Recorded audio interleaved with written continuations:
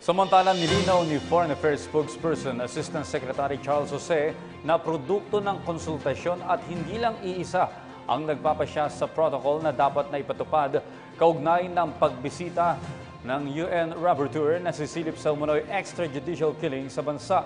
Ang detalye mula kay Julius Disambron via phone patch. Julius? Audrey, nilinaw ng Department of Foreign Affairs na walang hakbang ang pamahalaan na diktahan o imaniobra ang investigasyon ng United Nations Rapporteur kaugnay sa nagaganap na extrajudicial killing sa bansa.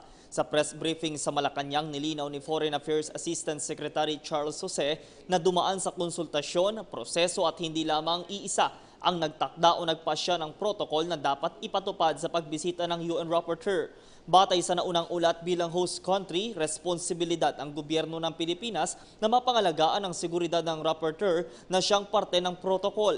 Kaya nga ba maaaring hindi payagan ang mga taga-UN at EU rights experts na magtungo sa mga slum areas at makausap ang mga pamilya ng biktima ng summary killings. Matatanda ang inimbitahan ni Pangulong Rodrigo Roa Duterte ang UN at EU na magtungo sa bansa para magsagawa ng investigasyon sa di-umano'y extrajudicial killings sa mga drug suspects. Ang DFA sa pamamagitan ng Philippine Mission to United Nations Human Rights Council in Geneva at ng Philippine Embassy sa Brussels ay magpapadala ng formal at hiwalay na imbitasyon para makapagpadala sila ng delegasyon sa bansa.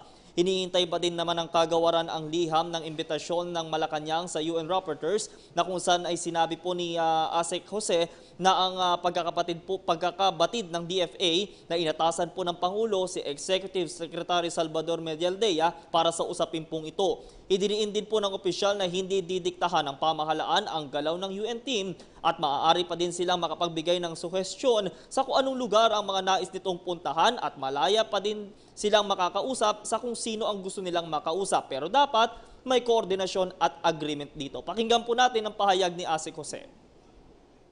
Well, hindi naman it is a product of a consultation. It's not a one-way street, no. There's a two-way discussion, consultation, and at the end, both sides have to agree to these terms of reference. So that's the established protocol that has to be observed. At yan muna ang pinakahuling ulat para sa PTV News, Julius Disambron. Maraming salamat, Julius Disambron. Ako po si Cathy San Gabriel. Subscribe na sa PTV YouTube channel.